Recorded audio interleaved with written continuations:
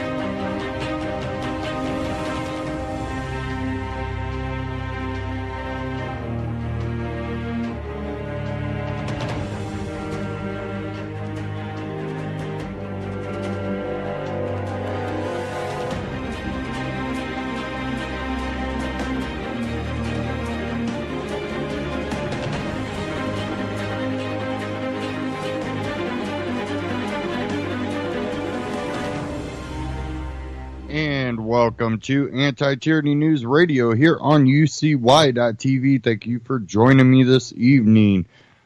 Things we're going to dive into. First, we're going to kind of dive into a little bit of the foreign news with the U.S. and its support over in Syria for these so-called moderate rebels, which many have pointed out are not moderate rebels and are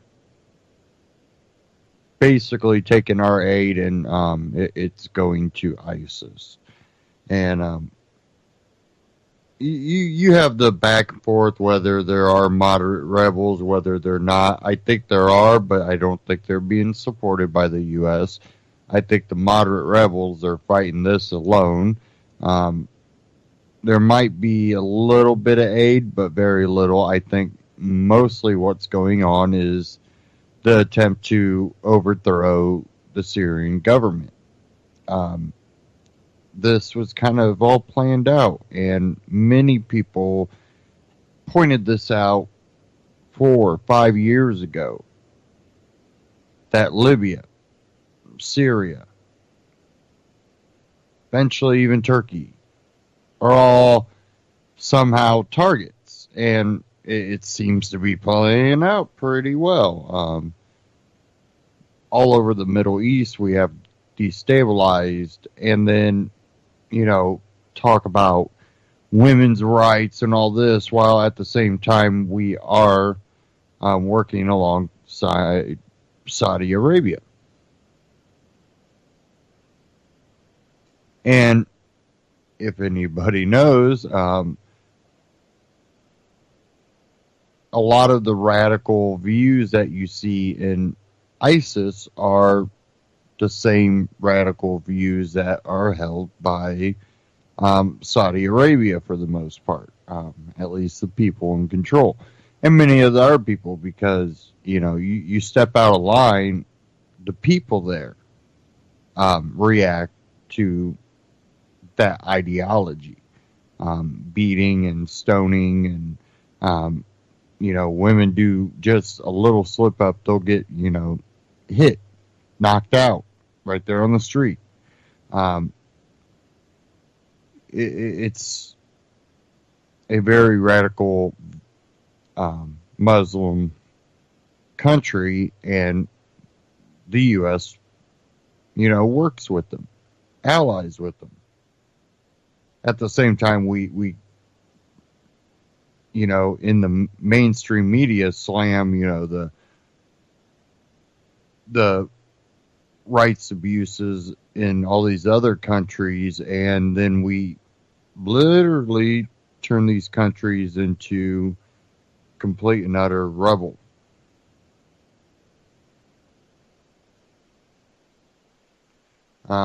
We're not fighting a country that is trying to destroy America we're fighting ideology that has used our presence as a justification to carry out a caliphate. Um, and we know this whole Aleppo thing there in Syria has become a thing where Gary Johnson didn't know what Aleppo is. And people were like, oh, it's not a big idea. You get these people that just want to go with the Libertarian Party because it has libertarian in it, not looking at the candidate in it. If you don't know, Aleppo, you don't know what's going on over there, how are you going to stop it? I'll play that clip real quick of Gary Johnson not able to answer what is Aleppo, a question about Aleppo, and he's like, what is Aleppo? Let's go ahead and cue that up. I want to go ahead and play that for people that might have not actually heard it, might have heard people talking about it, but haven't actually heard the interview. About Aleppo. And what is Aleppo? You're kidding. No. Aleppo is in Syria. It's the epicenter of the refugee crisis. Okay, got it. Okay. Well, with regard to Syria, I do think that it's a mess. I think that the only way that we deal with Syria is to join hands with Russia to diplomatically bring that at an end. But when we've aligned ourselves when we've supported the opposition, the Free Syrian Army is also coupled with the Islamists, and then the fact that we're also supporting the Kurds, and it's just a mess. And now he seems to have somewhat of a handle on it, but really he's going off of talking points and not getting into the depths of Syria. But he's bringing up the entangling alliances when you're these so-called moderate rebel Muslims, and then the Kurds, which the Kurds are one group that has been really going after ISIS, and because ISIS would like to destroy any Kurds in the region, they have actively been going against ISIS. So we go, okay, we're allies with you because you're against ISIS. Here's a little bit of weaponry. While we take moderate Muslims, spend all this money to train and have these training, courses, and then we find out that most of them left, took the weapons, and joined ISIS. So the entangling alliances are really actually devastating to any positive results coming out of that, because, well, we really don't care as long as we can also take down the Syrian government, Assad. That's their thinking, and they're doing pretty good on acting on that, because, well, ISIS really isn't dying off at all. Syria is not becoming a peaceful place all of a sudden. And there was a Ron Paul Liberty report. This was out yesterday, and it didn't have Ron Paul in it, but it does have his co-host there. But they speak with Vanessa Beeley, which is a journalist that just returned from Aleppo. And she kind of gets into exactly what is going on over in Syria and how it's being manipulated. And many of you might know from any type of war zone and areas over there in the Middle East and in Aleppo, you hear of the white hats and you've seen the white hats. Well, there's a very interesting twist in Syria and Aleppo when it comes to the white hats. And she gets into this, and you really need to understand all the facets and areas that these are taking place and to see where the borders and the lines in the sand are being drawn when it comes to really how far are we involved in manipulating and taking down the Syrian government. And Putin's been warning that the U.S. is doing this and not really truly holding to it. Oh yeah, we won't send any weaponry or whatever treaty we come up with. But they will not stop the manipulation and the very secretive things that they are doing, but they are visible definitely to the people that are there. And then you have to go, oh, okay, when this is happening, this is what causes anger towards America.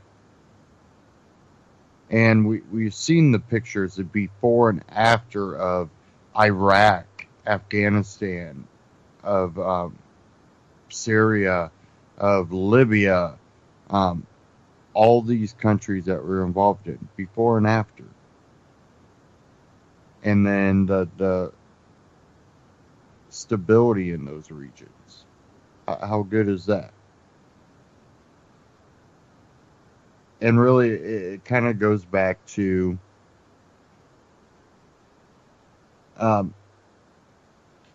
what our founding fathers talked about, and that was especially my mind's drawing a blank, sorry, but the entangling alliances, it never works. It never works.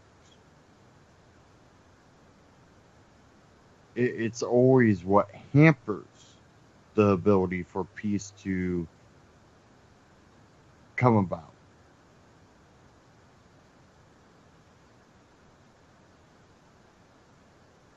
Let me go ahead and get into this Ron Paul Liberty Report, why everything you hear about Aleppo is wrong. And again, they're interviewing Vanessa Beeley, a journalist that just returned from Aleppo.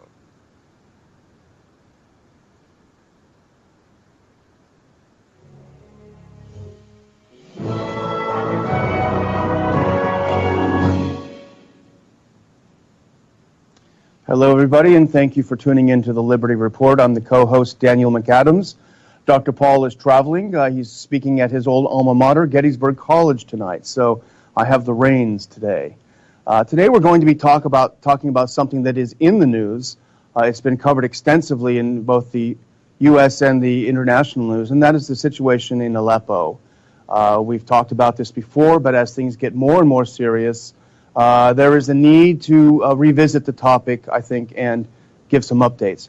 But I am very fortunate today to have a special guest, Vanessa Beeley. She is an independent investigative journalist and photographer. And unlike most of the people who will spout off about what's going on in Syria and Aleppo, she actually just returned from there as an investigative reporter. So Vanessa, thank you very much for joining us today. You're welcome. Thank you so much for inviting me to come on. Maybe if you don't mind giving our viewers just a couple of words about your background, where you come from, what you do, and that sort of thing. Yeah, sure. I'm British born. My father was a British diplomat, British ambassador to the Middle East throughout most of his career. That's what gave me the interest in the Middle East. I spent some time in Gaza as a peace activist, lived there in 2012 through the Israeli bombing campaign at the end of 2012.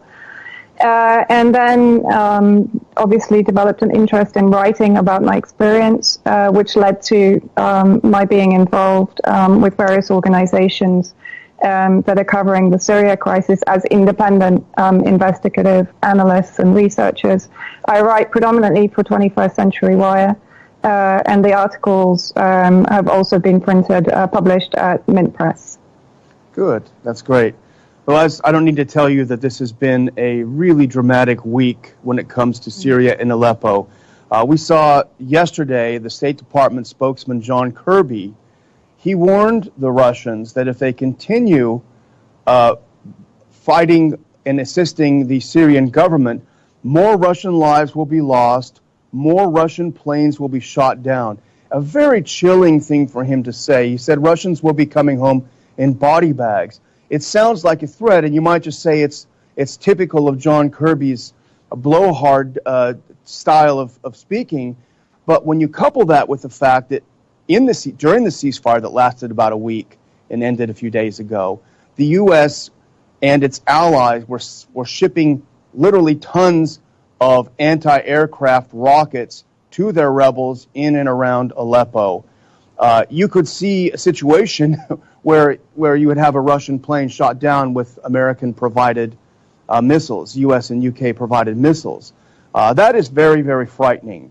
Kirby also said, John Kerry said that the U.S. would suspend cooperation with the Russians unless the attacks on eastern Aleppo cease. We hear a lot about Aleppo in the media in the U.S. And Vanessa, I know you won't be shocked to hear that the U.S. mainstream media gets it all wrong. I'm going to read a couple of headlines that I just pulled at random from today, and then I'm going to toss it back to you to let me know whether these are right or wrong. Here's the Washington Post, the paper of record for Washington, D.C. Darkness and fear in Aleppo as the bombs rain down. Washington Times, U.S. pressed to prevent Aleppo bloodbath as residents sit in their homes waiting to die. New York Times, Vladimir Putin's outlaw state. New York Times, the brutal strategy behind Russia's massacres in Syria.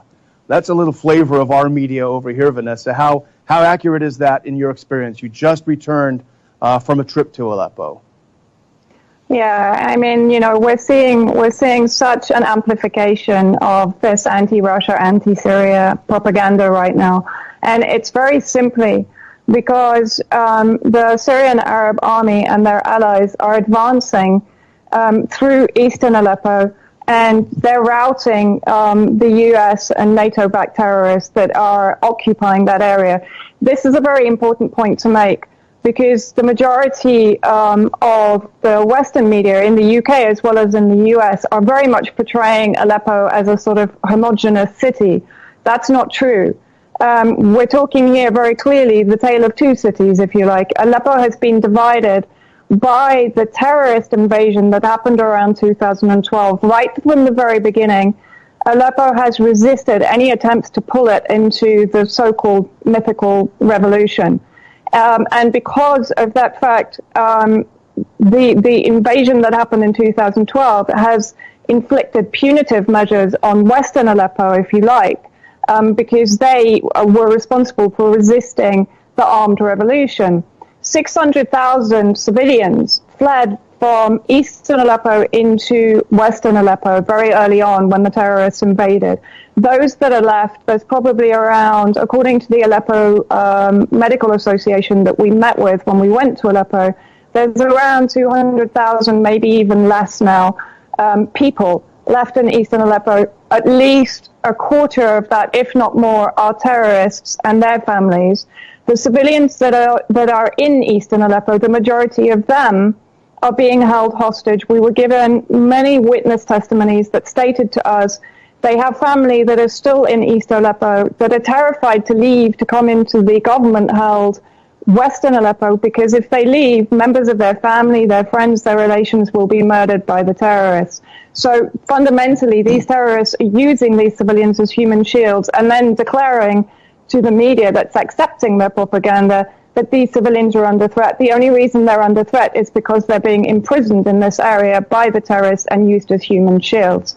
You already said something that sort of breaks with the mainstream narrative, because for any rational person, you say that 600,000 people escaped from eastern Aleppo into western Aleppo.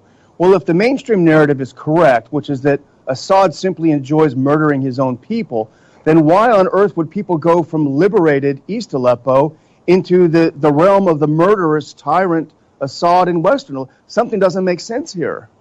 Absolutely, that you've absolutely hit the button. And in fact, what people need to realize is that 90% of the internally displaced people, the people that have been driven out of their towns and villages by the terrorist invasion, the genetically modified terrorists, whatever brand name they're given, they are terrorists. And that's according to the Syrian people. That's not my opinion. But these internally displaced people, 90% have gone into government-held areas for protection. That's over 7 million people that have been displaced inside Syria, that have fled to government-held areas. And let's just also dismantle the whole sectarian idea, because if you go to the coastal areas, for example, like Tartus and Latakia, you will find there are Sunni, there are Alawite, there are Christians, there are all manner of denominations that have fled to that area to cohabit and coexist side by side in taking refuge from the terrorist attacks and massacres that are going on in their homes and villages. So you're absolutely right to make that point. And the other point is there is a huge campaign of dehumanization of the Syrian people by the Western media. Yesterday I saw that those that are in West Aleppo were being described as Assad supporters. This is a complete lie. These people are not necessarily Assad supporters. They may be against Assad. The difference is they don't believe in killing Syria to improve Syria. And that's a direct quote from one of the doctors working in West Aleppo. That's another point to make. They talk all the time about the last doctor in East Aleppo. They again create this entire campaign about the hospitals and the last doctor in East Aleppo. There are 4,120 doctors working in Aleppo, right? And 200 have joined that number in the last 6 months, registered with the Aleppo Medical Association. And the government has sent doctors from West Aleppo, paying their salaries, into eastern Aleppo to treat not only terrorists, but the civilians that are being held by the terrorists there. And those that have stopped them coming in are the terrorists, the so-called rebels or opposition, as they are described in the Western media. The hospitals, there are 3 main hospitals in East Aleppo, only 3. And there are 7 basic health centers that don't have the facilities to carry out operations and so on. Those 3 hospitals, in Al-Dakak, in Al-Zara, and the Omar Abdulaziz Hospital, which was created by the Grand Mufti Hassoun, are all occupied by terrorists. The top floors are being used as sniping towers. Again, this is not described. And they will treat terrorists as a priority over civilians. The Al-Quds Hospital, which has been in the news recently, which, by the way, was destroyed, according to all mainstream media, in April. It was reduced to a smouldering heap, as per their reports, is now suddenly rebuilt in the last few months and is now top of the agenda again in the propaganda. Al-Quds Hospital is a terrorist triage center that has been set up by the terrorists. It was visited on the 12th of August, prior to our visit, by Sheikh Abdullah Muhizini, who is the Riyadh-educated and funded leader of Jaish al-Fatah, the Army of Conquest, chief trainer of suicide bombers, and chief terrorist funder, armor, and executor. Sounds like a nice guy. You know, for anyone who for anyone who might suggest that you're being a little emphatic with your words, calling the East Aleppo terrorists, I would simply remind our viewers that Colonel Steve Warren, who's a Pentagon spokesperson, said not long ago that Eastern Aleppo is in the hands of the Nusra Front, which is Al-Qaeda, which we all recognize as terrorists.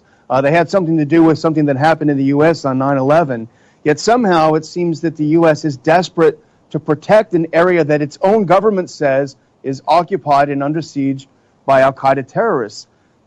You know, you can forgive the viewers for being confused about this. Absolutely. Yeah, and actually, I can easily forgive the viewers. Trust me, even for me, someone that's been there and has been writing on this for ages now. There's 22. I call them genetically modified terrorists because we can't call them moderates. We can't call them anything other than terrorists. And again, I have to stress here, that comes from every single Syrian person that I met across the governorates that I travel to.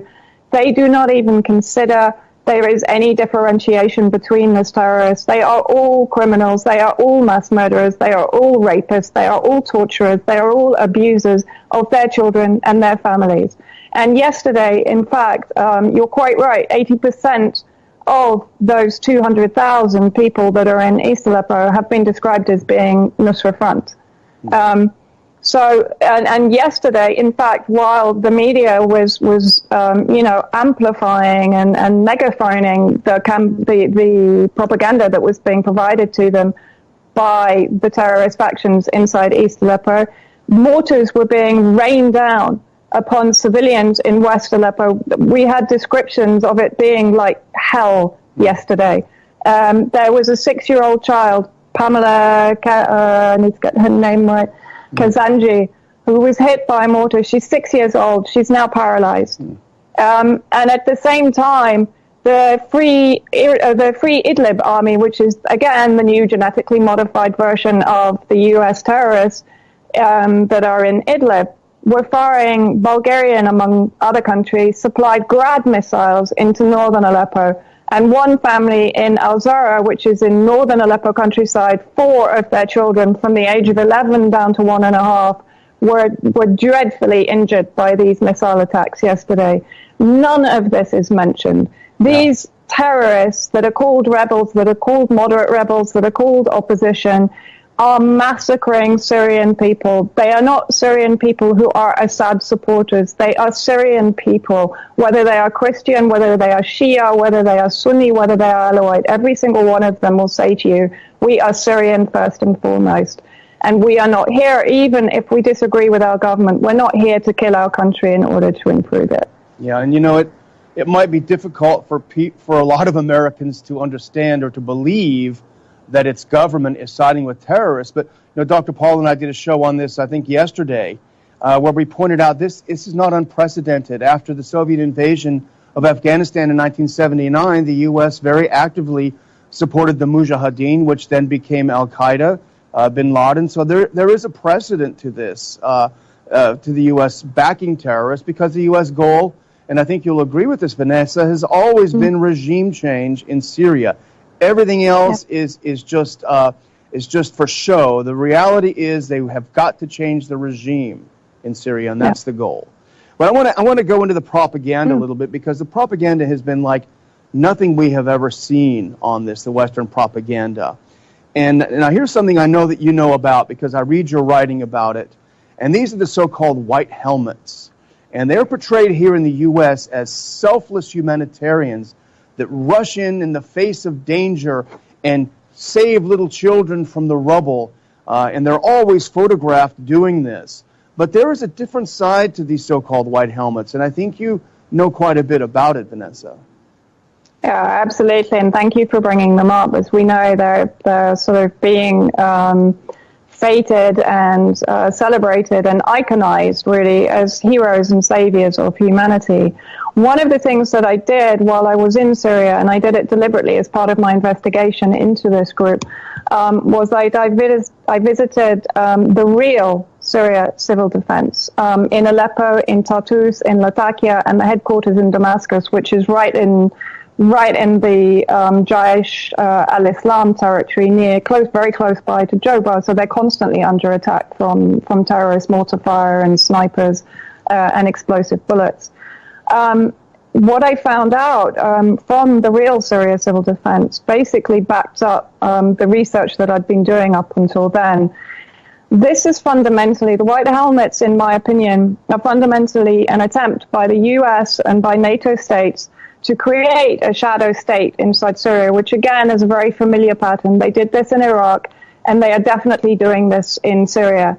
The white helmets, despite saying that they are an NGO and that they're independent and that they have no funding from interested parties, in the conflict in Syria, they're receiving probably now around $100 million at a conservative estimate from the US via USA, 23 million. From the UK, we had Boris Johnson yesterday saying that he was going to up the ante to 32 million pounds. Japan is now involved. Denmark, Holland, Germany the other day confirmed that they would give them 7 million.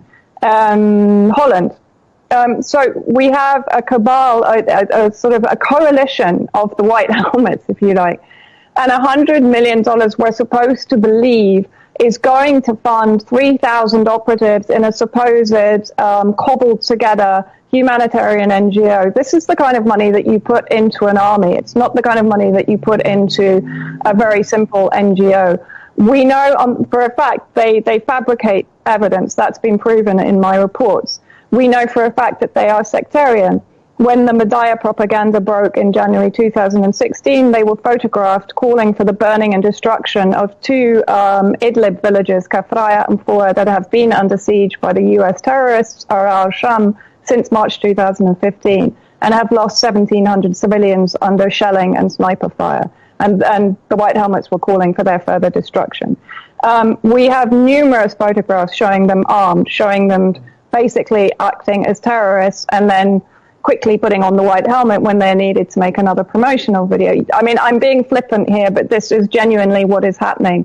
When I spoke to the Syria Civil Defense, the real Syria Civil Defense, and again, I will reiterate, the white helmets are being used to eradicate yet another Syrian state institution, which is the real Syria Civil Defense that has been in existence for 63 years, since 1953. It's registered with the International Civil Defense Organization, which is affiliated to the UN, to the WHO, to OCHA, to Red Cross and Red Crescent. It's a fully certified civil defense organization. So why are the millions not going to this organization to help save civilians in Syria? This organization, the real Syria Civil Defense, is working in both terrorist and civilian areas, and it's rescuing people every day with no recognition from Western media. And not one Western media pundit has gone to visit the real Syria Civil Defense in 5.5 years of war. That's criminal in my book. The White Helmets, just very quickly coming back to them, when I spoke to the Syria Civil Defense, particularly in Aleppo, they told me that in 2012, when the terrorists invaded, they took over the real Syria Civil Defense units there. These terrorists then later became the White Helmets. One of the crew members of the real Syria Civil Defense that's now in West Aleppo, it gets a little bit convoluted, he told me basically that when they came, they said to him, they threatened him, they said, you have to stay and work with us, you have to help us set this up. He escaped, he left his family behind, he had no choice. When he escaped, the so-called White Helmets put his name on all the checkpoints. So if he were to come back to visit his family in East Aleppo, he would be executed.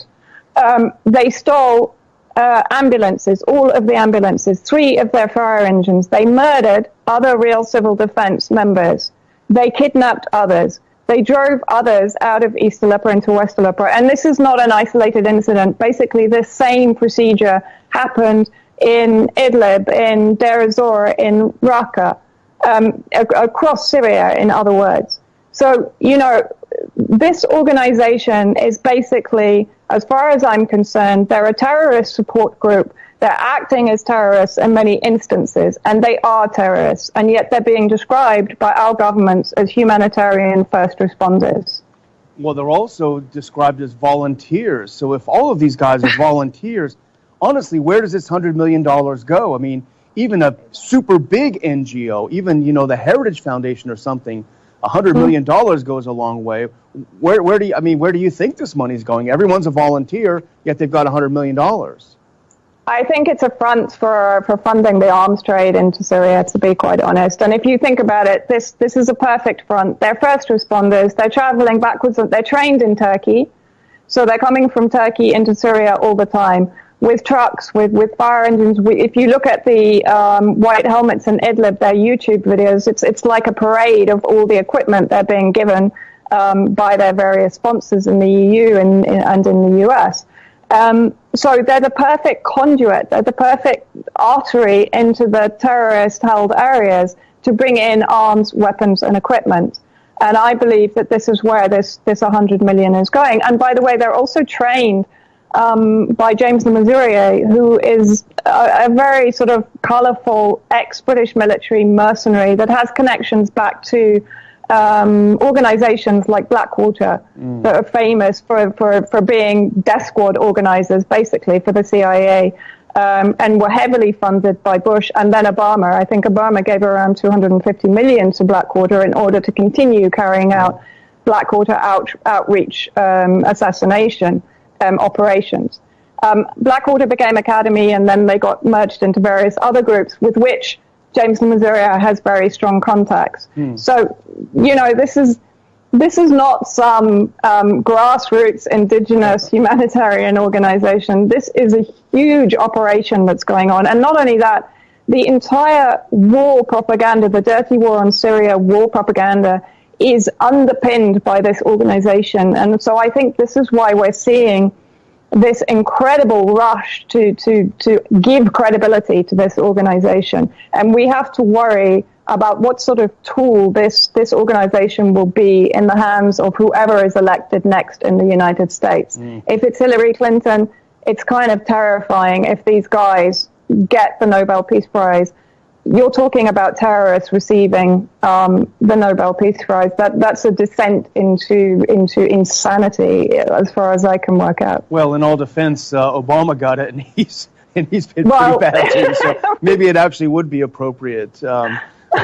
Well, yeah, I think he was a little bit more covert terrorism than perhaps the white helmets are. But yes, you're absolutely right. Yeah, well, and Kissinger, by the way. Yeah, unfortunately, we're going to have to close the show out. I could talk about this a lot longer, and I wish we could.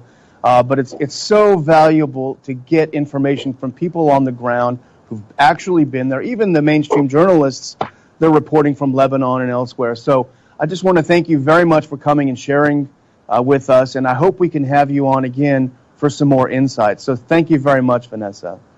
Thank you so much for giving me the platform, and thank you so much to your viewers. Really appreciate it. Thank you. And I want to thank all of the viewers today for listening to a very different look at Syria, a very different look at how the media portrays things, and I think it's just very important to talk to people that have been there. So let's hope that something changes and that peace will finally come to this poor, beleaguered country. And I want to thank all of you for tuning in to the Liberty Report. Please come back soon.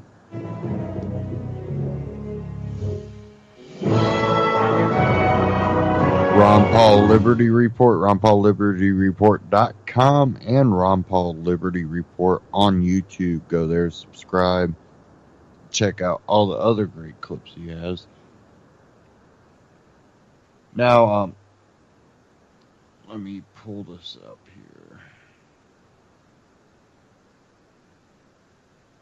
I had another article covering the topic, but like I said, she covered, you know, the whole humanitarian aid organizations really being hijacked and ran by these rebel terrorist groups.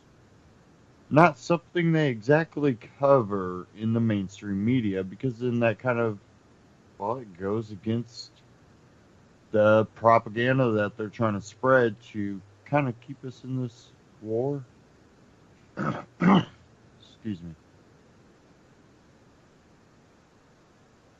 Now, if I could find this article,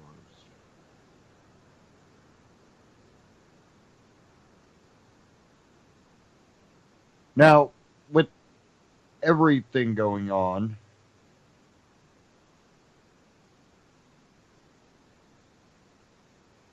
you look over here in Syria, and we heard that, you know, there was this, you know, treaty, this peace treaty, or, you know, ceasefire treaty, whatever they wanted to call it, between Russia and the U.S. and Syria to, you know, try to bring an end to this.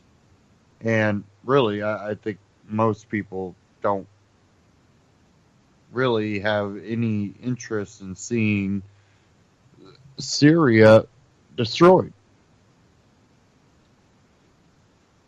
This one out of Reuters, Russia says U.S. Syria statement shows Washington supports terrorism. We cannot interpret this as anything else apart from the current U.S. administration de facto support for terrorism. Russia is outraged by the threatening tone of the latest U.S. statement on Syria, viewing it as a tantamount to supporting terrorism. Russian Deputy Foreign Minister Sergei Rabkov said on Thursday, according to Russian news agencies. Rabkov was referring to a statement made by the U.S. State Department spokesman John Kirby, who said on Wednesday that Russia had an interest in stopping the violence in Syria because extremists could exploit the vacuum there and launch attacks against Russian interests, perhaps even Russian cities. We cannot interpret this as anything else apart from the current U.S. administration's de facto support for terrorism. Ryabkov was quoted as saying, these thinly disguised invitations to use terrorism as a weapon against Russia show the political depths the current U.S. administration has stopped to in its approach to the Middle East and specifically to Syria. Again, that was from Reuters.com. You can read the rest of it there.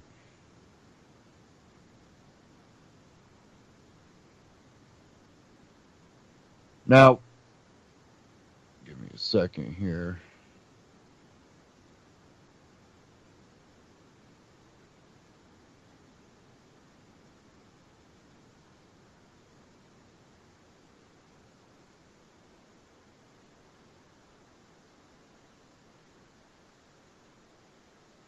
If I can find it.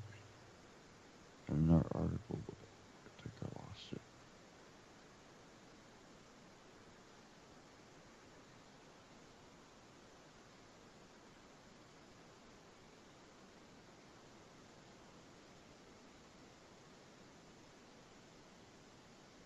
Just give me a quick second here, guys.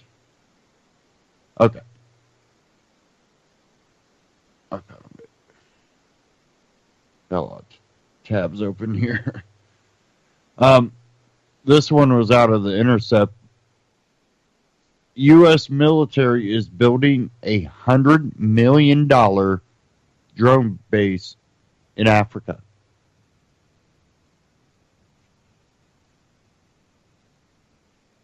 What does that really mean?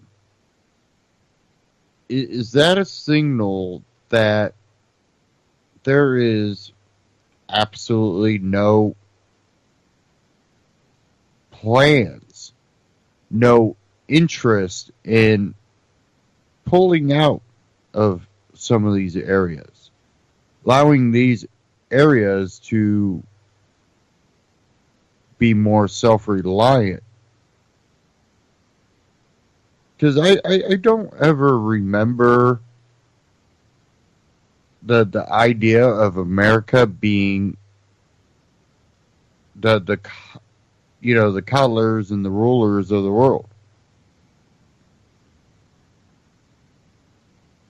We always hear the excuse we're doing it for to stabilize or keep peace around the world, but we're not accomplishing that. It's been proven not to work.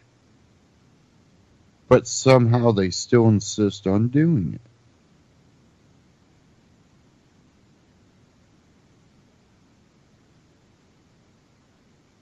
I think that we are now reaching a point where people are saying enough is enough. We don't buy any of this.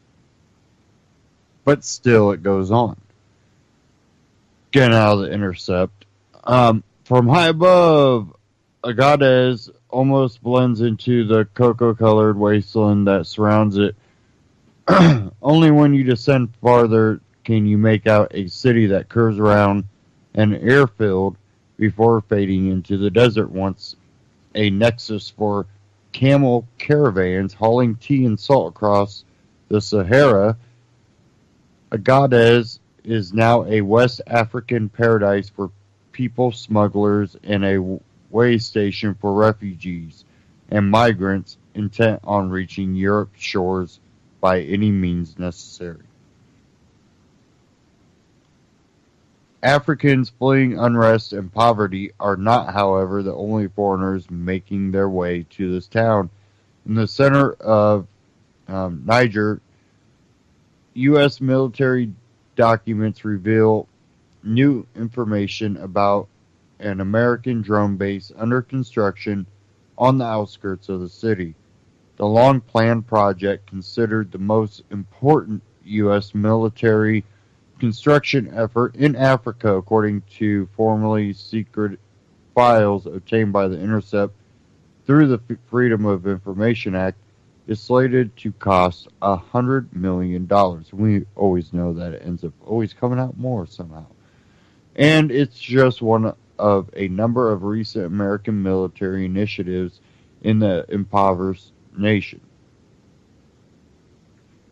The base is the latest sign, experts say, of an ever-increasing emphasis on counter-terror operations in the north and west of the continent. The north and the west. Really? The north and the west? You sure they're not going to be sending some of these to the east? As the only country in the region willing to allow a U.S. base for MQ-9 Reapers. Wonder why. A newer, larger, and potentially more lethal model than the venerable Predator drone. Niger has positioned itself to be the key regional hub for the U.S. military operations, with Agadez serving as a premier outpost for launching intelligence, surveillance, and reconnaissance missions against a plethora of terror groups.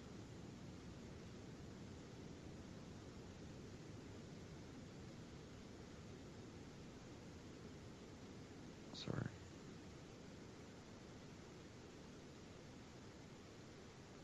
For years, the U.S. operated from an airbase in Niamey, Niger's capital, but in early 2014, Captain Rick Cook, then chief of U.S. Africa Command's Engineer Division, mentioned the potential for a new semi-permanent base-like facility in Niger. That September, the Washington Post, Craig Whitlock exposed plans to base drones at Agadez. Within days, the U.S. Embassy in Niamey announced that AFRICOM was indeed assessing the possibility of establishing a temporary expeditionary contingency support location there. The outpost, according to the communique, presents an attractive option which to base intelligence, surveillance, and reconnaissance.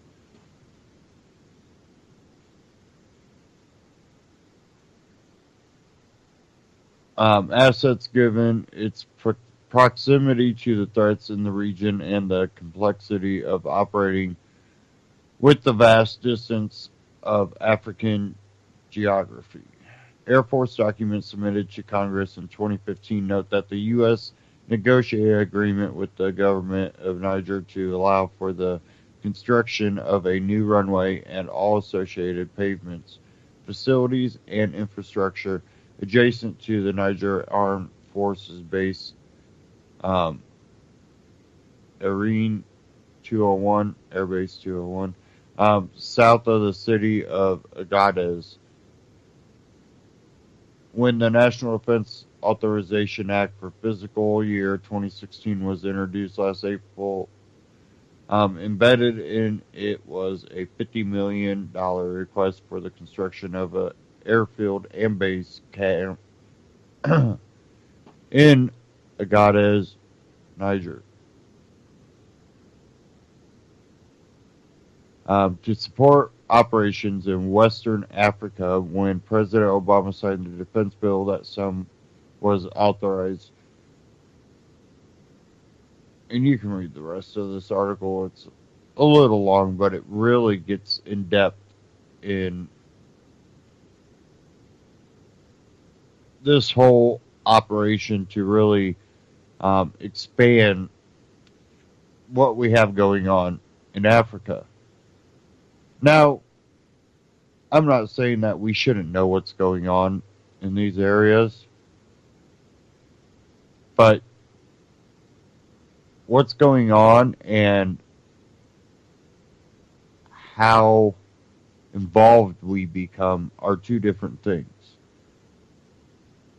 I think there's a lot that, by us being there, it always seems to only embolden and make the claims by a lot of these people that are using it to try to have power over others more legitimacy.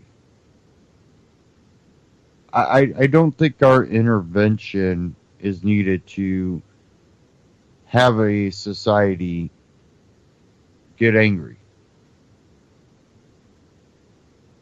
And I think there's a lot more to that in itself that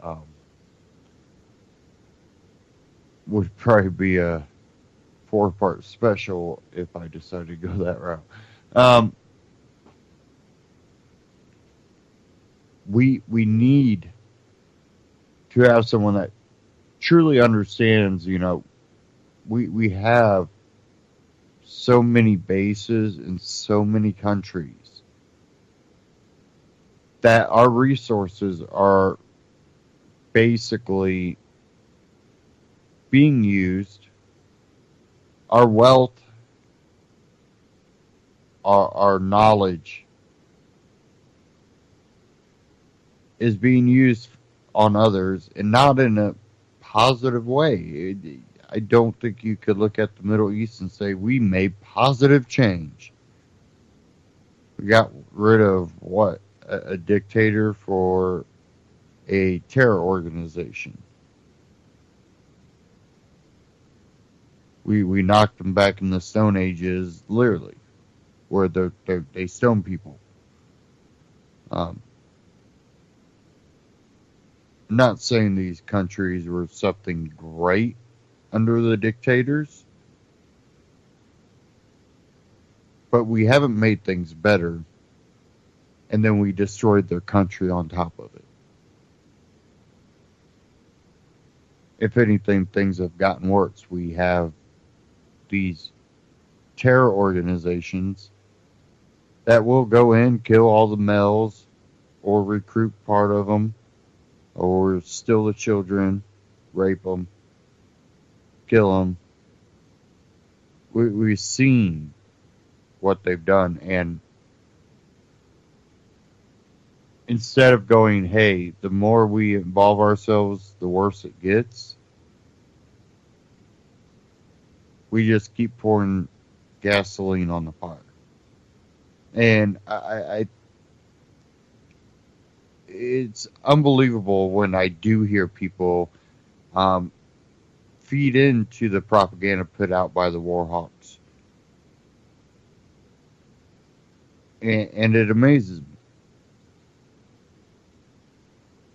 They're like, we've been doing that. This is what we've gotten. Realize that the government has their agenda. And it's not to take out bad people. It's to take out people that get in the way of their agenda. Which becomes their agenda.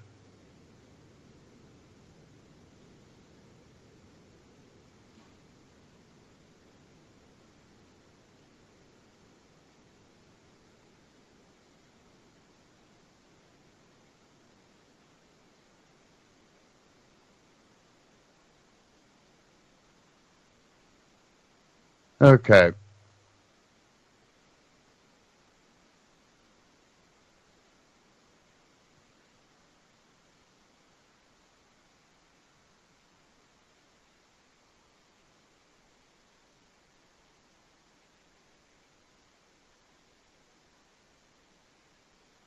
I have one here.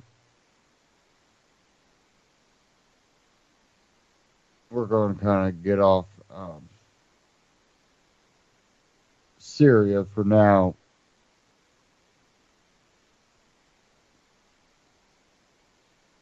We're going to get into some of the election. First, we're going to cover a little bit of Hillary.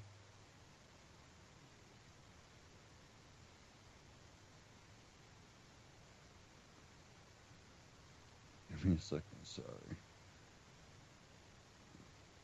I have a problem here.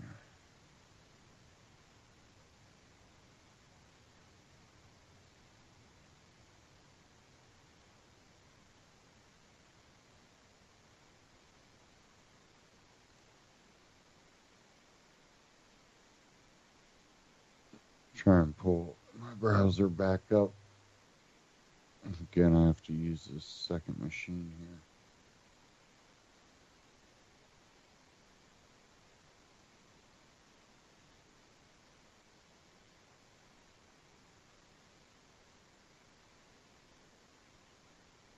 Okay, this from We Are Change.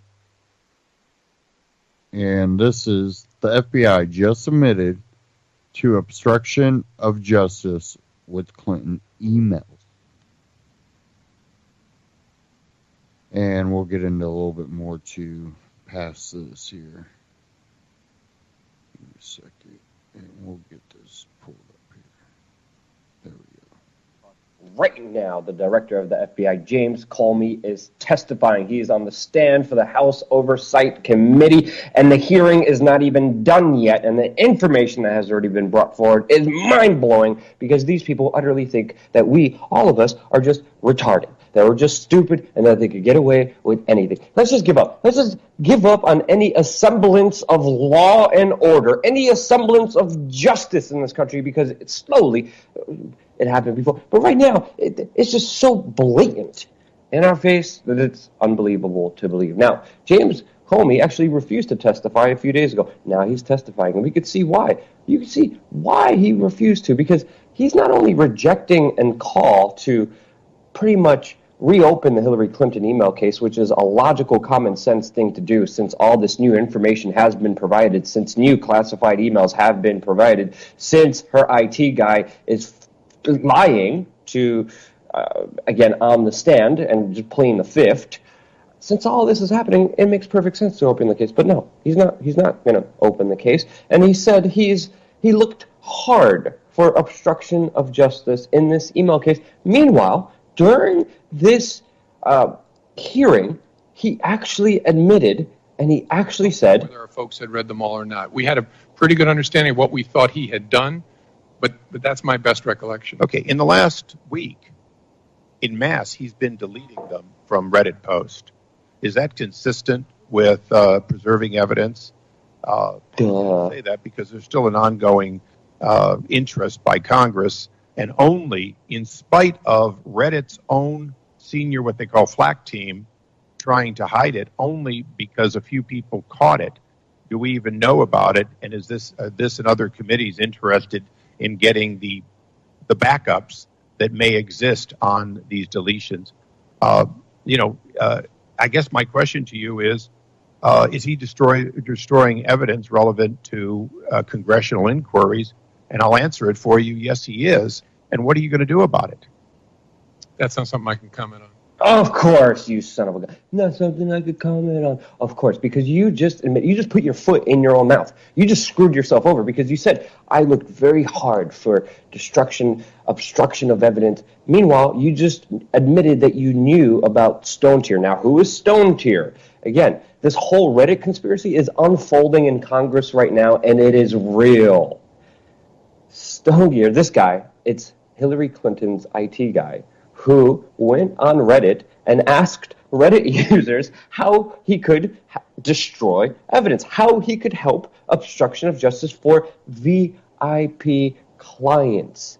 And again, the man who deleted these emails, he testified just a couple days ago, and all he had to say was, I plead the fifth. Reddit is now also deleting posts around this, but Reddit has also been ordered to preserve all the posts relating to Stoned here, Hillary Clinton's IT guy, who went back into Reddit after the Reddit community found out, hey, this guy is working for Hillary Clinton. This guy's looking to destroy emails and evidence. Once that became public from the online community, Stone Tier, Hillary Clinton's IT guy, went back and deleted every single post, every single question he made. But now Reddit is actually ordering all those records to be sealed. So this information is getting really interesting. And now a GOP chairman is actually demanding an interview with Hillary Clinton's IT aides after all these Reddit posts have been made public. So all this information is blowing up in their face. But when it comes to the systemic kind of hypocrisy and obstruction of justice, you could see the FBI doing that as well. That's why James Comey was asked today, why was he handing out immunity agreements like it was candy? The FBI gave Hillary Clinton's aides immunity from justice. Not a single Democrat held Clinton's IT aide in contempt of court. This man lied, and the FBI gave him a free get out of jail card. Why did this happen? There's even more emails coming showing how Barack Obama was using a pseudonym with Hillary Clinton. Now, Barack Obama said he wasn't aware of Hillary Clinton's private email server until he actually read it in a newspaper. That's an absolute lie. Again, thinking that we're all just stupid and not going to connect the dots like we are here on wearechange.org. But after all this, the only thing the FBI, from all their corruption, from all this just outright injustice that's happening in front of our eyes, the only thing they could say, well, quote, you can call us wrong, but don't call us weasels. Don't call us weasels, okay? We apologize for the mistake. Come the fuck on, you son of a bitch. It's pretty much clear. WikiLeaks put it best.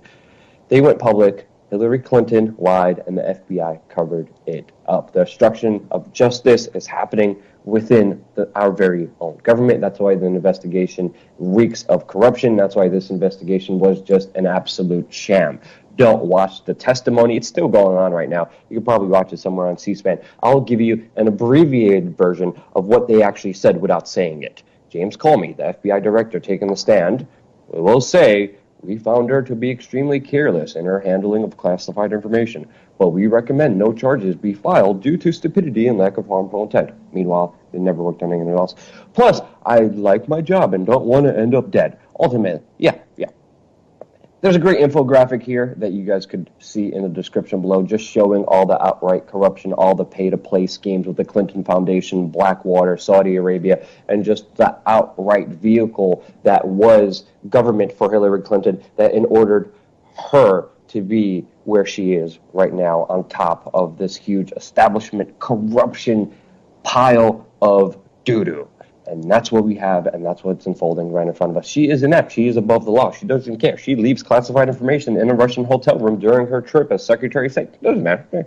But violates no, it doesn't matter. And that's why, because of the Reddit community, because of you sharing and watching this video, because of all the people actually paying attention, connecting all these dots, saying, wait, you said this, but you're really just putting your foot in your mouth because you're a lying piece of crap butthole who is filled with outright lies and contempt and crap for anything good and anything that has human decency, because you're a part of government, you're a part of that steaming pile of crap. Because of all this, Hillary Clinton is now losing in the polls.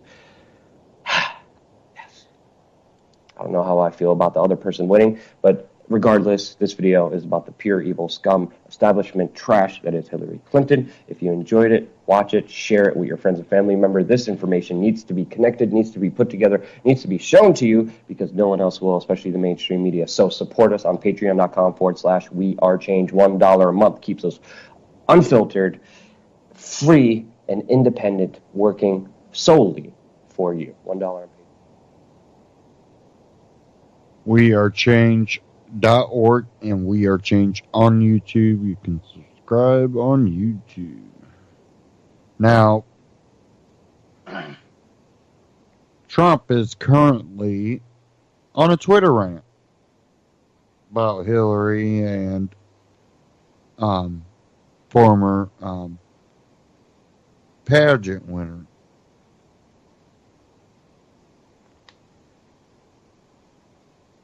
What this has to do with this country makes absolutely no sense. And I think this, if Trump loses, this is how he loses. I something tells me that he won't lose.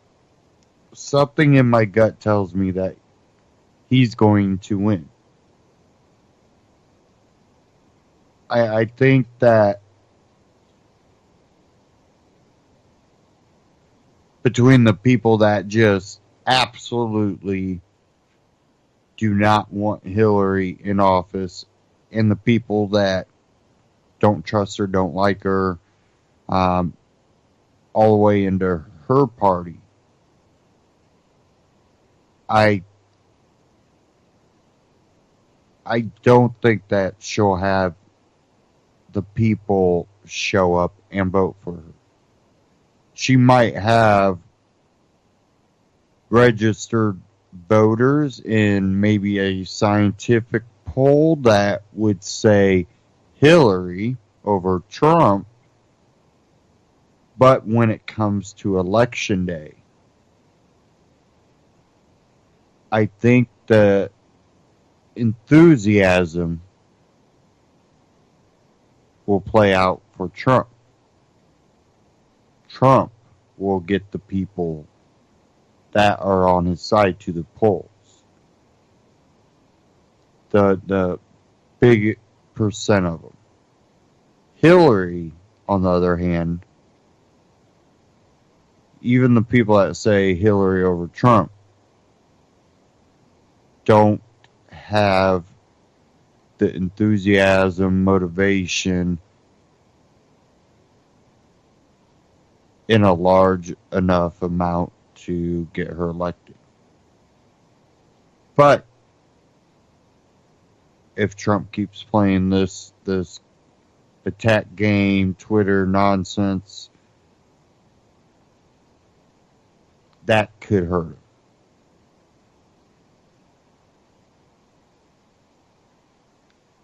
That can be a game changer.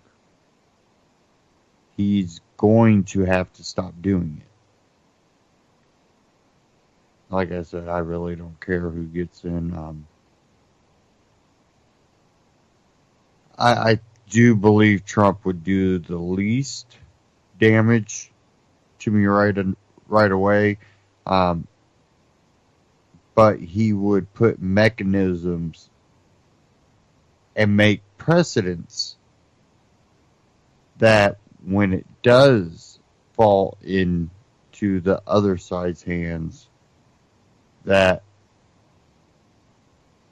then I would really worry. And we see this and it's played out, but where we're getting to the point where regulating and all of this has gotten to a point that now it's becoming truly a police state. And where do we go from here? If we have bigger government, stronger government grabs on freedom and over states' rights. Trump has said things that say he's going to set those precedents.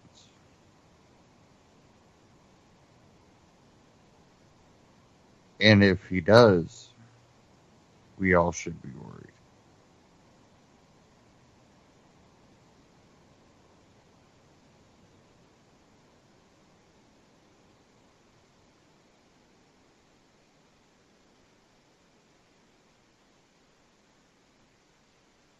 Okay, I had another short one here from Ron Paul Liberty Report. Does the election matter? And I want to play this. I believe it was only 10 minutes or so.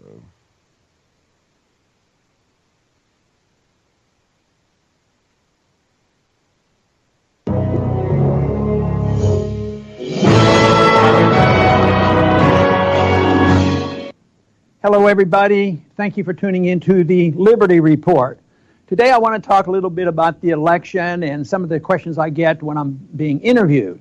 One of the most common questions I get asked is, whom am I going to support and how important this election is? How don't you think this is the most important election ever?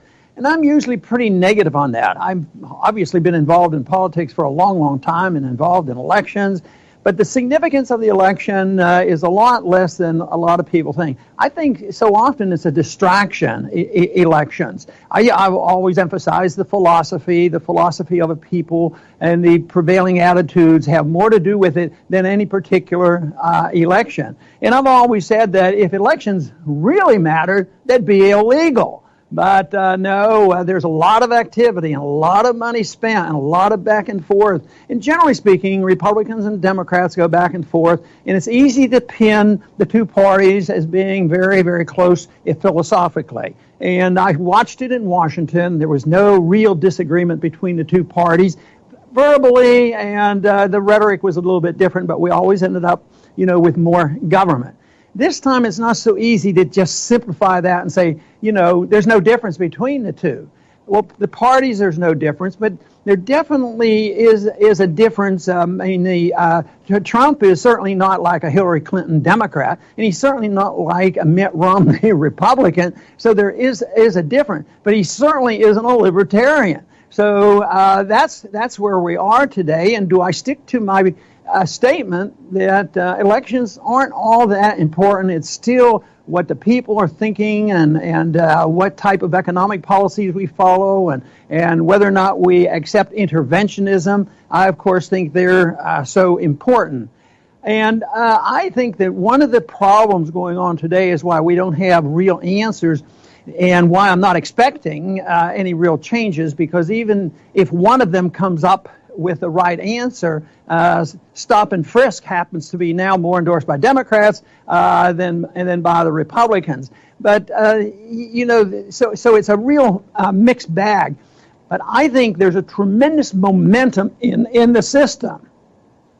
We have momentum for more spending, more printing of money, continue with our foreign policy, continue with Keynesianism. The momentum is so great. So let's say they really did want to cut. And I don't think either candidate, and the major candidate right now, really wants to cut spending, because sometimes they compete on who's going to spend the most on infrastructure, and they both agree that we have to spend more money on the military. So that process goes back, and the momentum is so great that nobody's going to cut. Nobody's going to get rid of a department of any department of education or energy. Nobody even going to bring it up because there's too many powerful special interests that would be hurt. And on the short run, they would have some gripes because they would suffer some consequences. So that's not going to happen. The momentum for spending, the conditions are such where the people expect government. The people who are receiving welfare benefits would riot if they thought their benefits would be cut. And what would happen if you cut the military-industrial complex and how the welfare goes to the wealthy in the banking system, the Federal Reserve? That's just not going to happen. So therefore, the election, I think, too often is a distraction. I think that the debt is going to continue, the spending is going to continue, the foreign policy will continue, and I think the monetary policy, even though Trump has mentioned the criticism about the Federal Reserve causing a bubble, he's right about that, absolutely. But he doesn't come up and say, well, get rid of the FOMC, get rid of the power of the Fed to regulate interest rates, get rid of the Fed to monetize debt, which is really the problem. And that's going to have to come in a long time from now. The other thing going on, and you read about it every day, is this runaway cultural Marxism and what's going on in the colleges on words you can't use, the obsessiveness with that. You can't say woman and you can't say man, and people get into trouble for this. At the same time, most of them will profess, I believe in the First Amendment, but this is hurtful language. Well, the First Amendment wasn't designed to protect us, to say uncontroversial things, that we weren't to ever say anything that would offend somebody. Offending people is a natural right. It might make no sense. It might make you look like a jerk, but you can't outlaw people from using and making bad judgments and looking like a jerk, whether it's socially or whether it's economically speaking. So they don't realize that this First Amendment is in some ways respected. When it comes to religious beliefs, people generally recognize the fact that you have different religious beliefs, or you can be an atheist in this country. And also, we don't outlaw the reading of communism and socialism and authoritarianism and inflationism and Federal Reserveism. We can't. We're allowed to talk about that. But when it comes to something social, all of a sudden they want these authoritarians to come down with political correctness. And if you use the word wrong and somebody takes offense, then you're going to get into trouble. You might lose your job and people just gang up on you. There's a lot of momentum for that. And unfortunately, that is going to continue. Hopefully the American people wake up. The whole problem with what we're facing, whether it's economic or foreign policy or monetary policy, is we're marching rapidly toward a total breakdown of our system. I mean, there's going to be more antagonism over political correctness. People aren't going to put up with that. They're going to get angry. We have militarization of the police, overreacting to the people in the inner city, demanding what they're entitled to, and the conflicts are there. At the same time, our country's going bankrupt. We're broke. We don't have the money to do any of this. We don't have it, and somebody has to eventually cut the spending. But we're marching to a breakdown of this system, and what will be a challenge is the dependence on government. Right now, most people think that they are entitled to certain things, and they can depend on government, both rich and poor. It's a totally opposite condition than what the founders thought they were giving us, with the Constitution, with limiting government, protecting liberty, and allowing people to solve their problems, and that we want equal justice under the law. We don't want perfect equality, which is a goal of socialism. So that all has to change.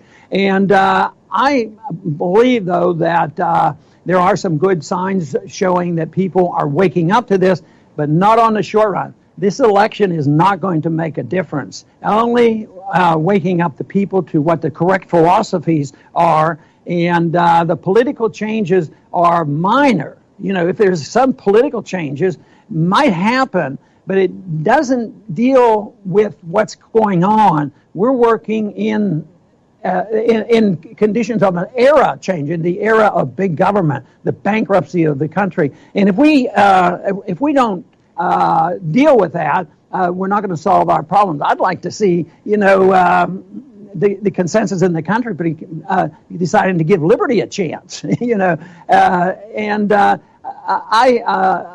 I think it would be good for a change to try liberty, but we don't. Every time we go with bigger government, and that's what I see in the campaign today. So even when I hear good things from either side, thinking there's a libertarian tinge there, I don't really expect it to happen. I think the momentum is too great. There's too much indoctrination in our system, too much control by the military-industrial complex. The deep state is really in charge. Nobody's worrying about the deep state. Do you think in the debates they're saying, well, what we really need to do to change this country is we need to expose the deep state and make sure the CIA doesn't get out of control and get overly involved in our own elections or get involved in other elections? No, most people don't know about the deep state, but the special interests are really in charge, and that's not going to change with one election. It's only going to change when the philosophy of the country changes and decides that the role of government be radically changed to that of protecting liberty, following up on the original intent of the founders in this country to have a country where individual liberty would be important, and that the First Amendment means something different than regulating language and what one can say, and the universities supporting an issue like that, and the universities supporting Keynesian economics, which says deficits don't matter. Keynesian interventionist economics that says, printing money is a good thing. These things will end. We have to challenge them. The sooner the better.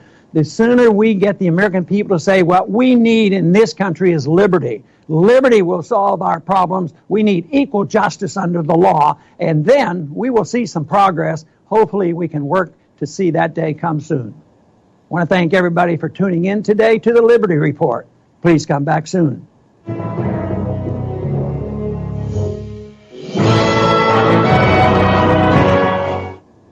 Ron Paul Liberty Report on YouTube. Subscribe.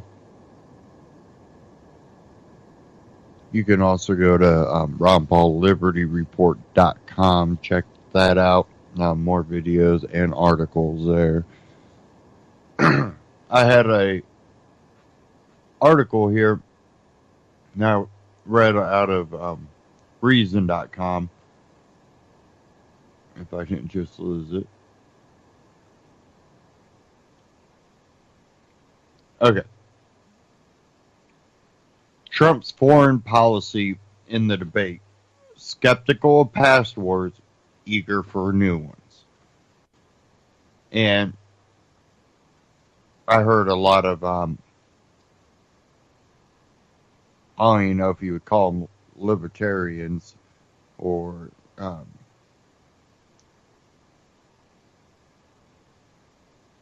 people that claim to be freedom fighters, talking about how he brings up, these past wars and all this, but then completely miss the fact that he doesn't really change what we're going to do. We're still going to be interventionists, according to him. Here it says Donald Trump's willingness to insist he was against the Iraq war, to say he eschews nation building, and to insult past GOP foreign policy. Mavins have led some non-interventionists to insist he's a positive game changer for the future of American foreign policy. That didn't seem very likely in the way Trump handled foreign policy questions at last night's first presidential debate.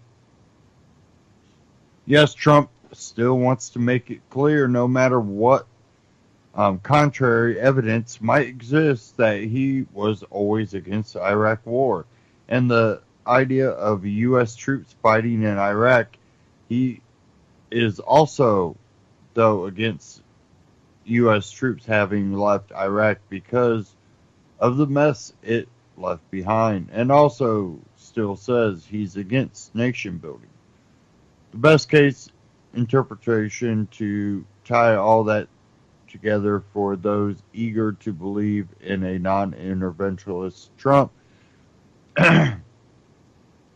is that surely he can be trusted to never send troops in anywhere in his attempt to crush the foes he swears we can and must crush, including ISIS, and by strong implication, Iran, since once he does, he'd feel obligated to keep them there forever and make sure things don't go wrong in the country we invaded. That is,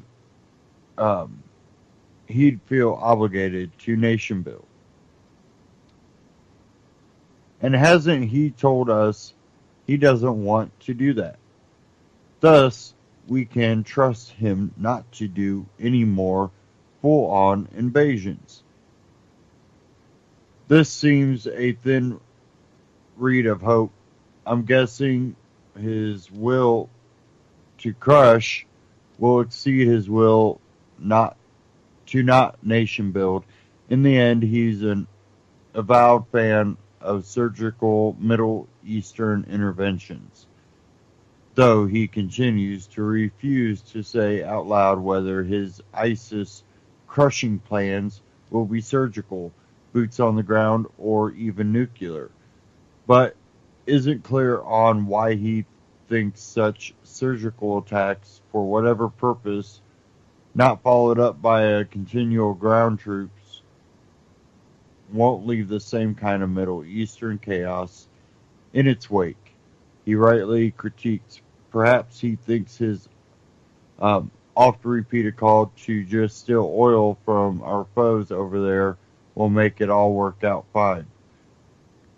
Trump won great huzzas from some looking for a less bellicose shakeup in the American foreign policy establishment by once saying some negative things about NATO last night, though he reiterated he merely wants to allocate the costs more fairly among the whole alliance, and in fact is thrilled to see NATO expand its mission to the uh, international war on terror.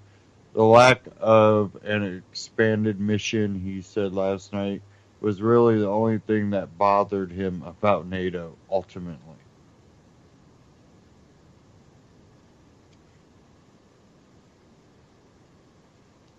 He did not contradict Clinton when she accused him of wanting to blow up another country's ship if people on it were taunting Americans.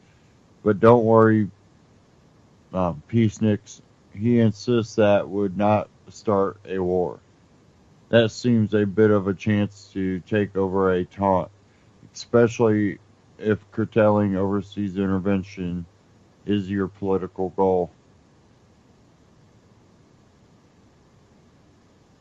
Last night, Trump's foreign policy mouth seemed, in some cases, to be outrunning his mind, making a strict interpretation of his meaning difficult. I would like everybody to end it. Just get rid of it, he says of nuclear weapons, which he stresses are the greatest danger we face. But I would certainly not do first strike. I think that once the nuclear alternative happens, it's over. At the same time, we have to be prepared. So certainly not do first strike. Well, maybe I can't take anything off the table because you look at some of these countries, you look at North Korea, we're doing nothing there. He goes on to suggest, as his Libertarian presidential hopeful Gary Johnson, that rather than expending our own force of treasure on bringing North Korea to heel, we should somehow get China to do it. Like the most dedicated neocon, Trump is sure that Iran will get a nuclear bomb within a decade because of the Iran deal he hates, and is very concerned that Israel is very worried about it. The most encouraging thing said last night was his continued recognition of the crushing expense of trying to defend the world. We are losing billions and billions of dollars. We cannot be the policemen of the world. We cannot protect countries all over the world. Still, his overall goal, previously stated, when it comes to military spending, is to increase it anyways. Trump's overall foreign policy vision, as presented in last night's debate and over his political career, provides little hope for resistance, sanity, and frugality. It's great that he seems reluctant to believe that hostility to Russia needs to be a core part of American foreign policy, and that he is capable of at least saying that nation building is out. But his vision of the world seems many nations and threats that either explicitly or implicitly are going to require Americans to wage war in Trump's vision. His essential vision of the world is one that is very dangerous to America and must be brought to heel by force, one in which any perceived blow to our dignity must be met by violence, even if to his mind that doesn't necessarily mean war or nation building. it's still a dangerous vision. And that one was out of Reason.com. Again, Reason.com.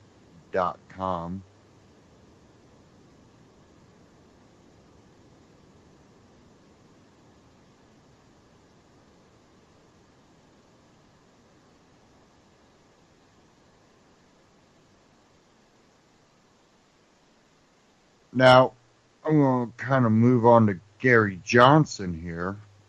And many of my listeners know I'm not a Gary Johnson fan.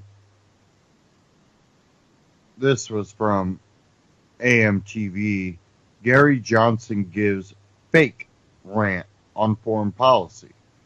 Why would he give a fake rant? Oh, yeah, the Aleppo thing.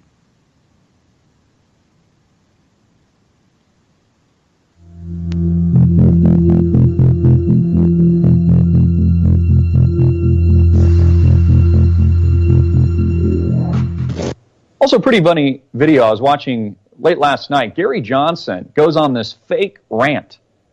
It's kind of ridiculous. He's wearing his jeans, like his mom jeans, and he's got his tie and his coat on, and he actually stands up out of his chair.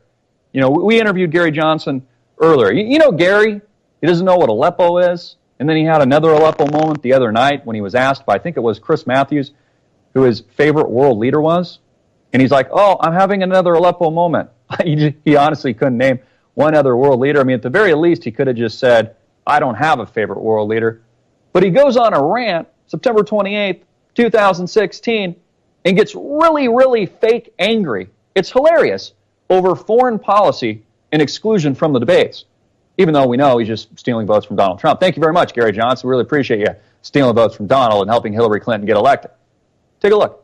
I think one thing people are wondering is, if you were in the debate, how would you handle some of these detailed policy questions? Like you had the Aleppo incident, and Hillary Clinton has, like you guys had in your Facebook briefing, piles and piles of... So I would tell people that in my heart, I want to stop with these military interventions.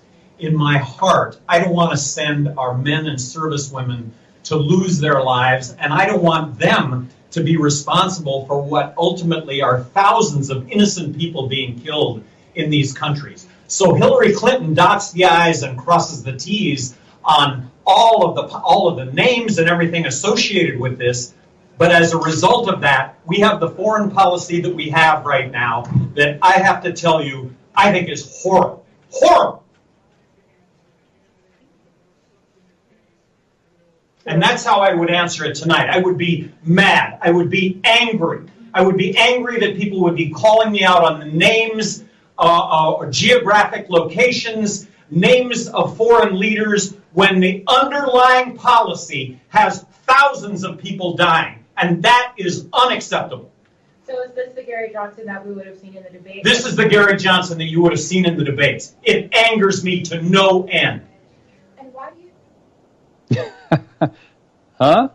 Like, I think Gary Johnson was like, all right, man, I've been excluded from the debates. I'm going to try my attempt at a viral video. I've seen that guy Chris Green yell a lot on camera, or somebody like me, and he's like, all right, I got my mom jeans on. He's like, I'm angry, America. I'm angry. Check out my jeans. I'm in these jeans, these mom jeans. I'm casual, and I'm ranting, and I'm angry. But I don't know what Aleppo was, and I can't name my favorite world leader. And not too long ago, there was another video of me where I basically got mad for calling an illegal alien illegal, because I'm an idiot, and I'm retarded, and I'm Gary Johnson. Take a look at that clip. Came into this country because they couldn't get in legally, and the jobs existed. Just so that you know, when you use that term illegal immigrants, you are upsetting a lot of people by saying that. Just so that you know. Okay, noted. If you use the term illegal immigrants, that is very incendiary to our Hispanic population here in this country. Why is that? It just is. It just is. Just so that you know. Just so that you know, and you don't have to use that term. But isn't the term accurate in the sense that they entered the country, they immigrated to the country illegally, so they are... They came into this country because they couldn't get in legally, and the jobs existed. If you enter the country without documentation, is that or is that not an illegal act? What? What are you talking about? They came into the country illegally because they couldn't get in legally. Yeah, that makes them illegal, Gary. It's called illegal immigration. And there's nothing wrong with calling them illegal immigrants or illegal aliens when they're coming here illegally. But again, you don't know where Aleppo is. And this is what we would have gotten from Gary Johnson at the debates. A guy who can't even name one freaking world leader. I mean, he could have just thrown anything out, like, anything at all. His VP dude that nobody knows, who was sitting next to him, was like, Merkel. Merkel? Who's your favorite foreign leader? Who's my favorite? Just name anywhere in the country, any one of the continents, any country. Name one foreign leader that you respect and look up to. Anybody. Mine was Shimon Peres. No, okay, I'm talking about living. Go ahead. You got to do this. Anywhere, any continent. Canada, Mexico, Europe, over there, Asia, South America, Africa. Name a foreign leader that you respect. I guess I'm having an Aleppo moment in the former president of Mexico. But I'm giving you the whole world. I know. Anybody in the world you like. Anybody. Pick any leader. The former president of Mexico. Which one? I'm having a brain. Name anybody. Fox. Okay, who's your favorite foreign leader? Get him off the hook. Name a foreign leader you respect. He was terrific. Any foreign leader. Merkel. I mean, you just threw something out. What do you think? Is Gary Johnson stealing votes from the Donald? From Pepe the Frog? Well, one thing I think we can probably all agree on, but put your comment question in the box, is below, Gary Johnson is an idiot. Again, a very nice guy, and I like your mom jeans, Gary, but you're really dumbing down the sheep. I've got to go to a quick break. I'm Christopher Green. Thank you for tuning in, AMTV Alternative Media Television. When we get back, I will be going live to a Q&A session with you, our audience, all of our on-demand subscribers, and also answering a few questions on Facebook. AMTV on YouTube. Go check them out. Now, it's pretty funny.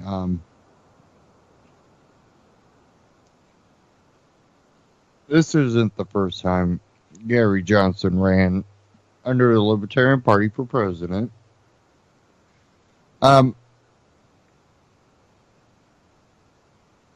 What I believe Gary Johnson to be is someone that has a very, very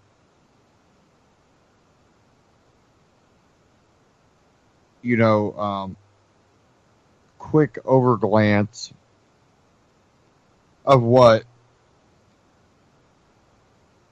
libertarians and constitutionalists and Tea Partyists and stuff have complained about.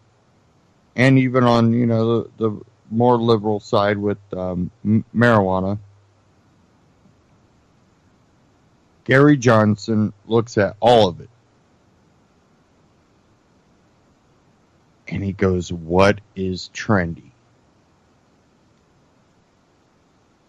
He grabbed in and goes, what's trendy in the libertarian movement, the constitutionals and Tea Partyists and the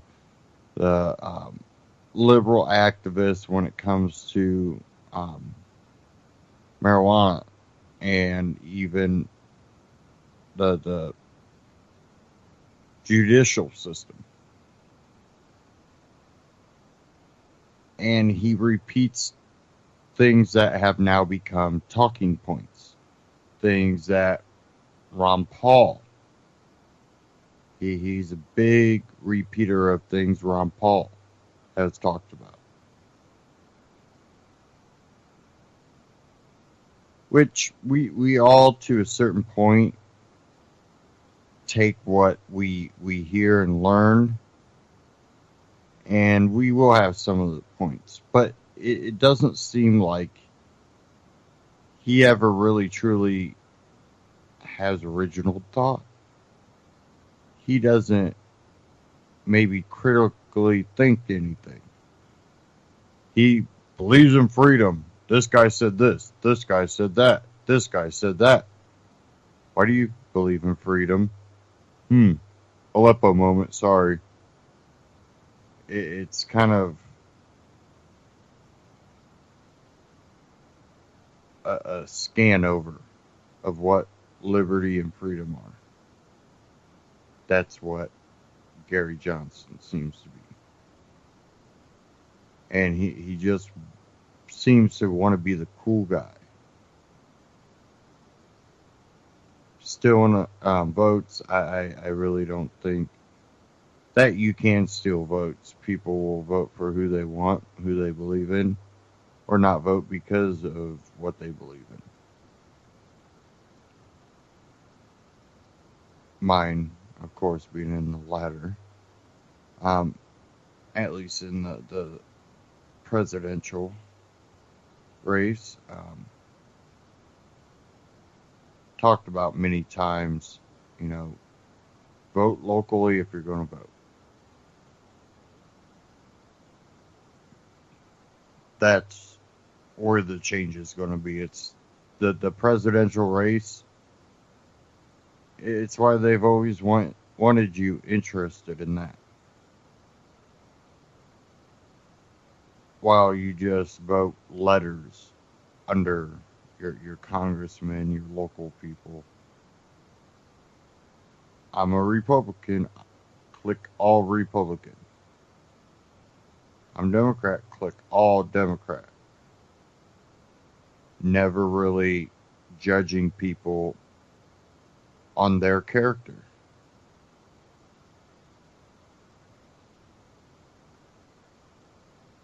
If you're going to have principles, then you're going to have to stand on those principles. Otherwise, they do you no good.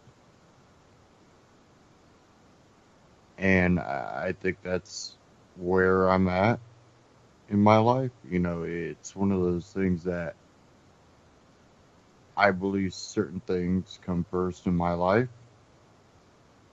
I think freedom in my social interactions come first.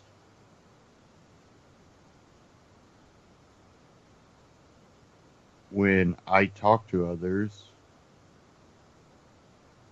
I treat them as they are masters of themselves, even if they work under me. You have these choices. You make whatever choice you want. I can't force you to do anything. And in my personal life, I hold certain things, as valuable things in my word and things like that. It's just important that you have some type of a principle. And that doesn't mean you're perfect at all. But it's saying I want to be a decent person. I want to be someone I can wake up to in the morning and feel good about.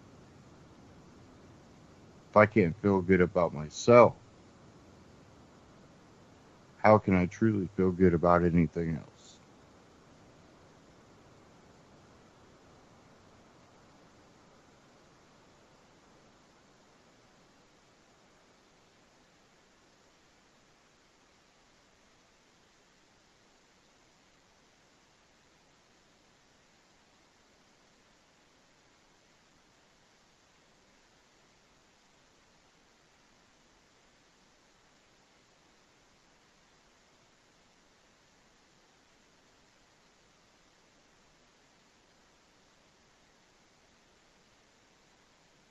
I got a quick one to play here.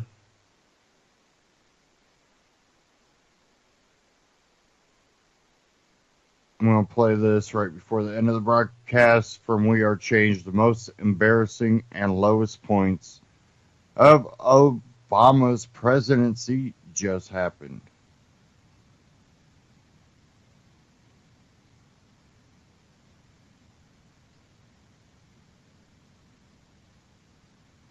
Amazing news just broke, and the cozy relationship between Saudi Arabia and the U.S. government has officially ended.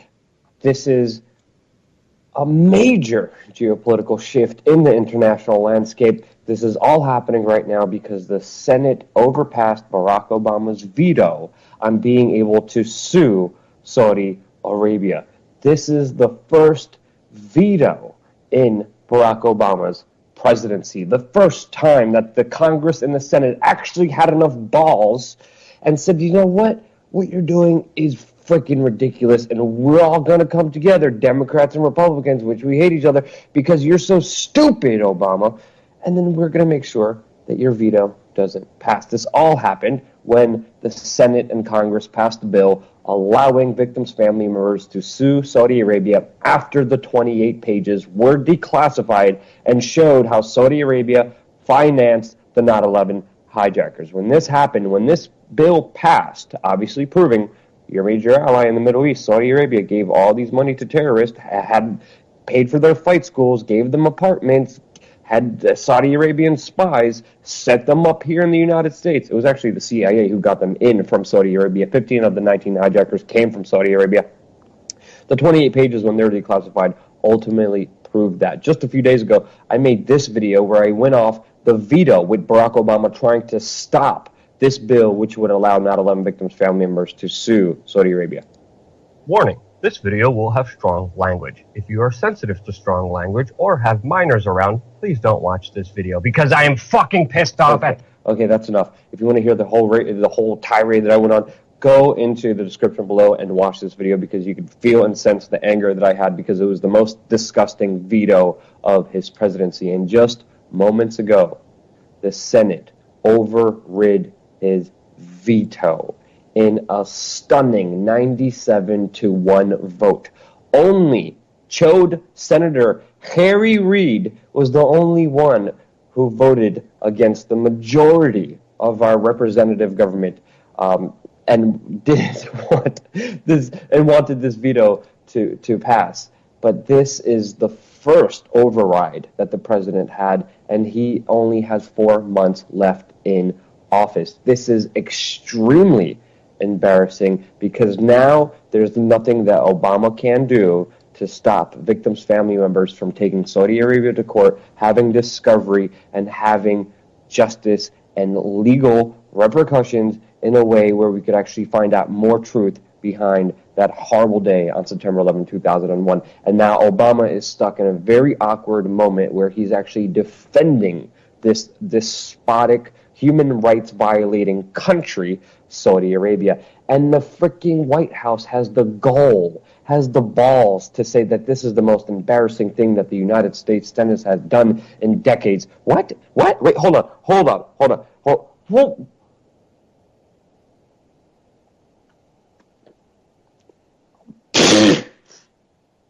Seriously, now the White House is pissed at the majority of people saying, wait, we know Saudi Arabia was a part of 9/11. They helped 9/11 happen. Now we want to have justice for that. And the White House is standing and saying, no, this is disgusting that you guys want justice. This is what ultimately the White House, this is what Barack Obama is saying right now. Mr. Hope and Change, the man himself.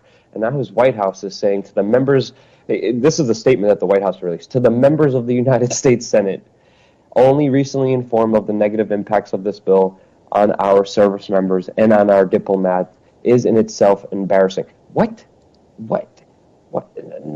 This is insane that the White House is even having the goal to say all this.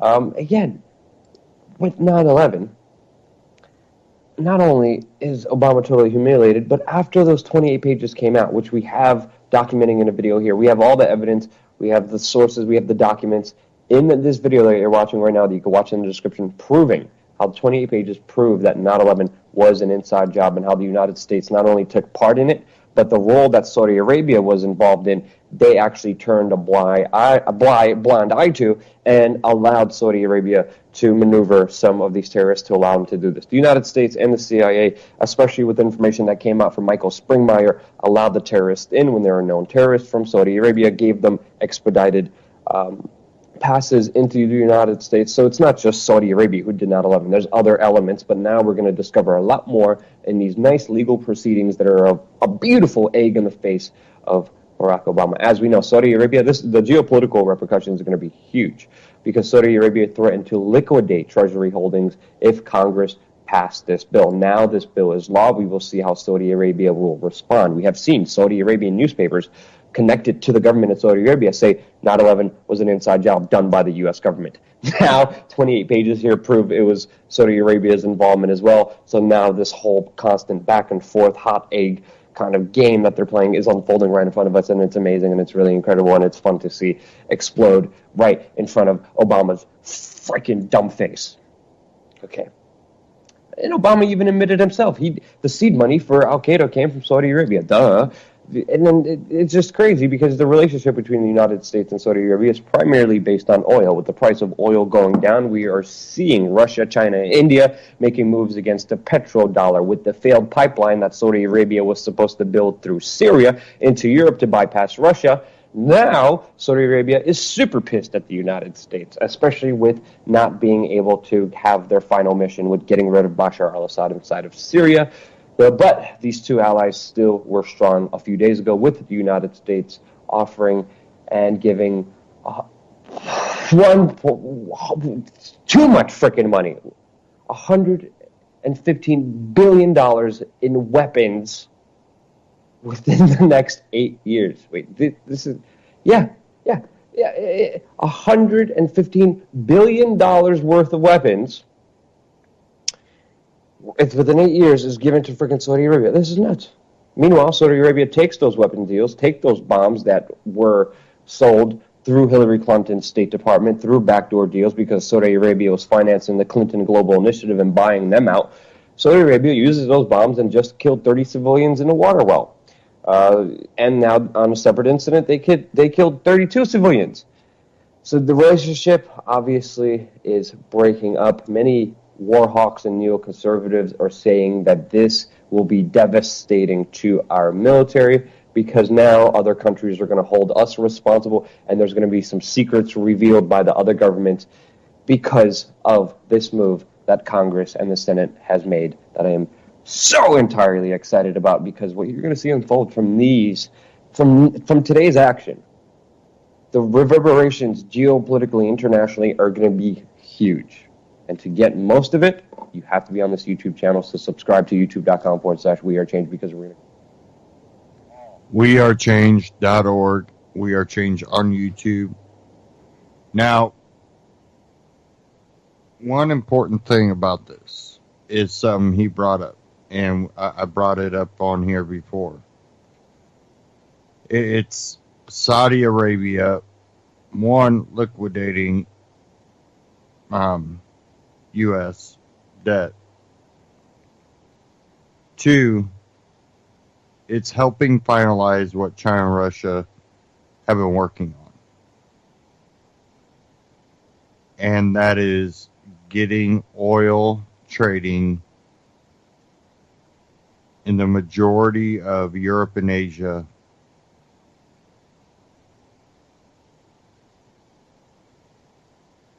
basically off the U.S. as a petrodollar.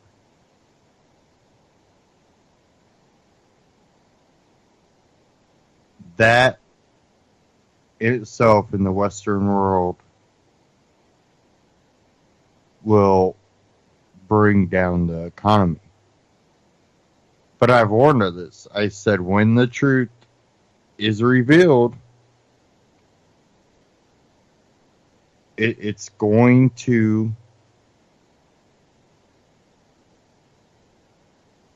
put holes in everything we've been involved in when Bush was in office and while Obama was in office. They know the truths, and they continue waging war in the Middle East. This is both of them. This is Clinton. Clinton was a part of this. The whole Middle East involvement has been multi-presidential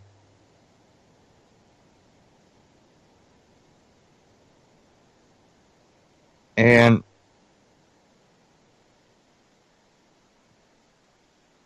many people talk about, between Israel and Palestinians and fighting going on for thousands of years. Well, we've been also involved in this for quite a while, not maybe thousands of years, but I guess if you trace your blood back, there might be quite a few people that might have been involved in this for thousands of years and their families and stuff. But as Americans, we've been over in the Middle East involved in it for a long period of time. And we're just as much to blame as any dictator over there. But unlike some where someone did wrong, how long ago? Chop their hands off, no.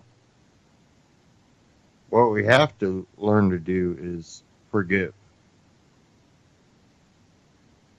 And take what positives we have left and expand on those.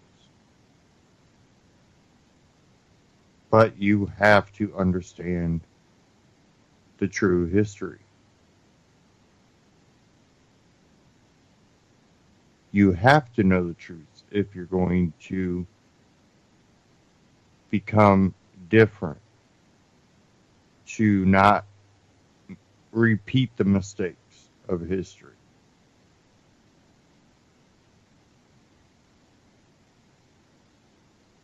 And we know that there's a lot of miseducation out there. A lot.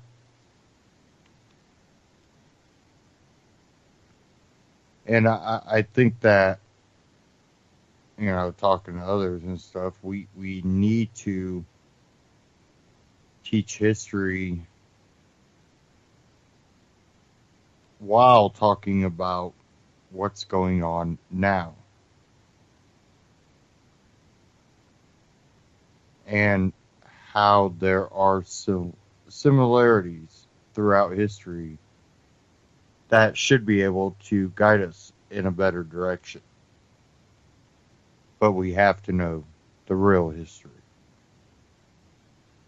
I want to thank everybody for tuning in tonight. Stay tuned here on UCY.TV. Great broadcast coming up after this. And support UCY.TV. If you go to UCY.TV, scroll down towards the bottom, there's an Amazon button. Click that Amazon button, shop Amazon through UCY.TV. Get the same great prices, same great shipping rates, and at the same time, you're helping out UCY cover operating costs. And also check out Amagi Metals. Go to antityrannynews.com/metal and check out all the great deals that Amagi Metals has. I always tell people, don't put all your eggs in one basket, but put some eggs in some baskets. Gold, silver, one of those baskets you should be putting some of your eggs into. And Amagi Metals is one place I trust for my metals. Go check them out. antityrannynews.com/metal. Amagi Metals. And again, thank you all for tuning in tonight. And stay tuned. I'm telling you, you just don't get the selection that you get at UCY from any other network out there. Thank you again. Take care.